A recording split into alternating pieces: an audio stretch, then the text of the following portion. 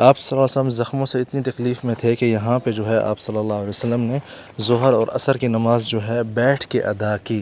بسم اللہ الرحمن الرحیم، السلام علیکم ورحمۃ اللہ وبرکاتہ۔ میں ہوں زبیر ریاض مدینہ منورہ سے۔ سب سے پہلے درود و سلام اللہم صلی وسلم علی نبینا و حبیبنا محمد و آلہ و صحبہ صلی اللہ علیہ وسلم۔ میں موجود ہوں احد پہاڑ کے دامن میں، اور آپ کو ایک ایسی جگہ کی زیارت کراؤں گا جنگ احد کے دن جہاں پہ آپ صلی اللہ علیہ وسلم نے ظہر اور عصر کی نماز بیٹھ کے ادا کی تھی۔ اس مسجد کی میں آپ کو زیارت کرانے لگا ہوں، جو کہ آج سے پہلے شاید آپ لوگوں نے میری ہی ویڈیوز میں دیکھی ہوں گی، لیکن وہ سمری انفارمیشن تھی۔ لیکن آج جو ہے ہم یہاں پہ تفصیل سے بات کریں گے اس مسجد میں جو ہے کون سی آیات اتری تھی اور کیا واقعات ہوئے تھے۔ تو آئیے میرے ساتھ میں آپ سب کو جو ہے لے کے چلتا ہوں، وہاں پہ مسجد کی زیارت کرواتا ہوں اور یہاں پہ بتاتا ہوں کہ کون سی جو ہے آیات اتری تھی اس جگہ پہ۔ یہ جو آپ دیکھ رہے ہیں یہ وہ مبارک جگہ ہے جہاں پہ نبی صلی اللہ علیہ وسلم نے ظہر اور عصر کی نماز جو ہے وہ ادا کی تھی جنگ احد کے دن، ہفتے کے دن۔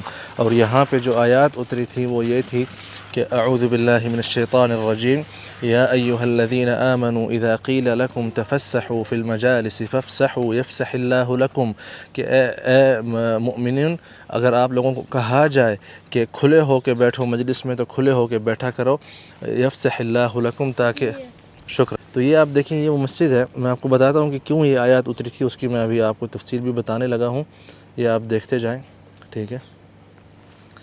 یہ سامنے جو ہے پرانے زمانے کا اس میں محراب بھی بنا ہوا ہے، یہ آپ دیکھ رہے ہیں جی۔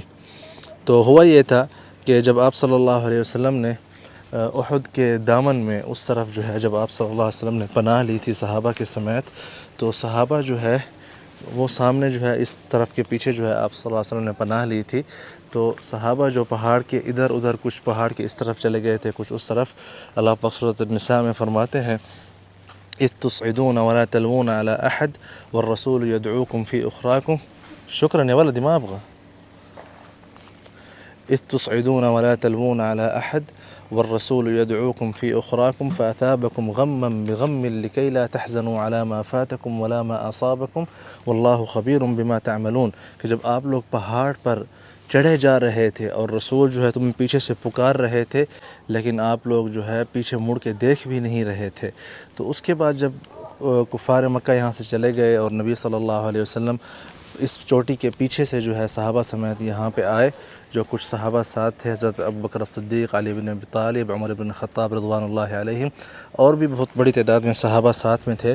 تو اس کے بعد جو باقی صحابہ اوپر پہاڑ کے اوپر تھے، اس طرف یا اس طرف، جب وہ سارے یہاں پہ آ کے مل گئے اس جگہ پہ جب نماز پڑھ رہے تھے نبی صلی اللہ علیہ وسلم، تو صحابہ نے جو ہے بہت زیادہ مطلب یہاں پہ ایک دوسرے کے ساتھ مل کے جو ہے آپ صلی اللہ علیہ وسلم کی زیارت کرنے کے لیے یا جو ہے خیریت دریافت کرنے لگے۔